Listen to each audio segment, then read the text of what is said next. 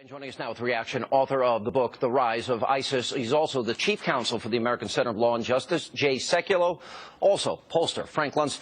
The truth is that 4 Americans did die, Jay, and they requested the ambassador. Ambassador Stevens requested security, and it was denied by the State Department on numerous occasions before the attack.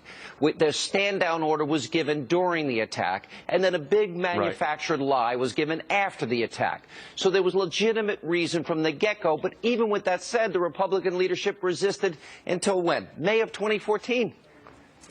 Yeah. So, and what happens, of course, is, bad news doesn't get better with time. And this was a horrific incident. The Congress, and I think Trey Gowdy has done a very good job here. I don't blame him at all.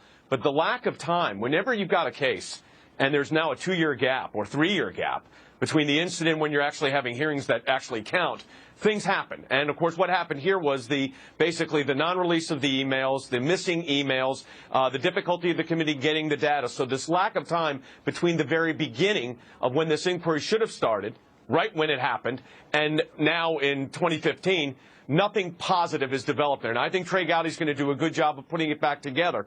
But the fact of the matter is, you're right, the reluctance upon moving forward here I think does have a significant impact because, look, the public wears out. People want to get on with other things. It's a horrible incident. And people are saying, well, we're not going to get to the bottom of it 3 years later. Maybe we're never going to get to the bottom of it. So hopefully we will. But you're right, the delay has not been helpful. All right, Frank, now there's a coordinated attack trying to on maybe inarticulate statements that Kevin McCarthy made on this program.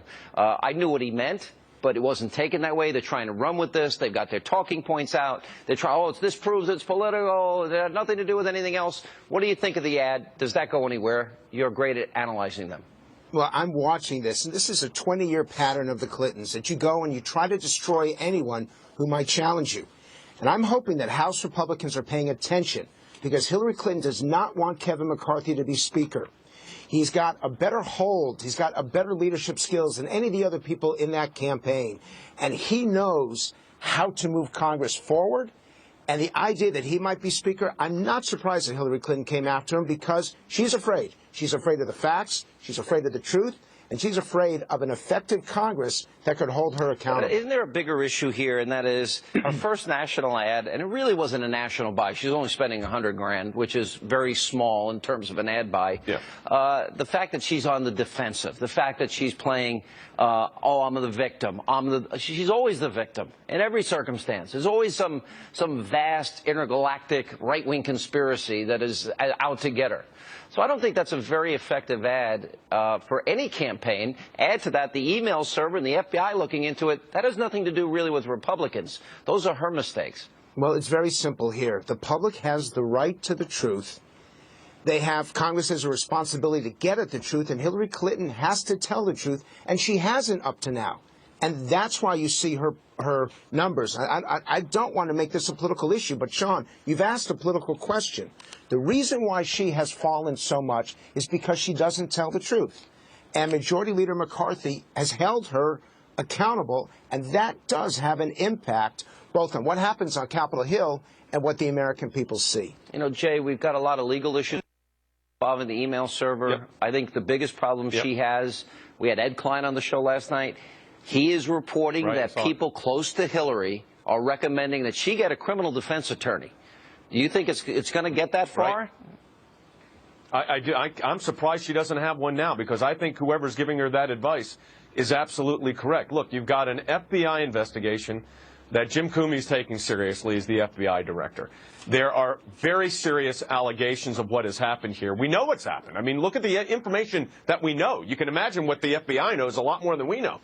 But what we know is that an unsecured server with an organization that had no security clearance, she also gave the emails and the thumb drive to her lawyer who had no security clearance. And when you put all of this together, without even knowing what the FBI knows in much greater detail, Sean, I'm shocked that she does not have a criminal defense attorney, because the reality is there is a criminal investigation going on here. And who is the focus of it? Hillary Clinton. Why is she the focus of it? She set up the email to be the separate server. So at the end of the day, you could blame staff, you could say other people did something like it, but the truth is there's not a history of anything like this done this way.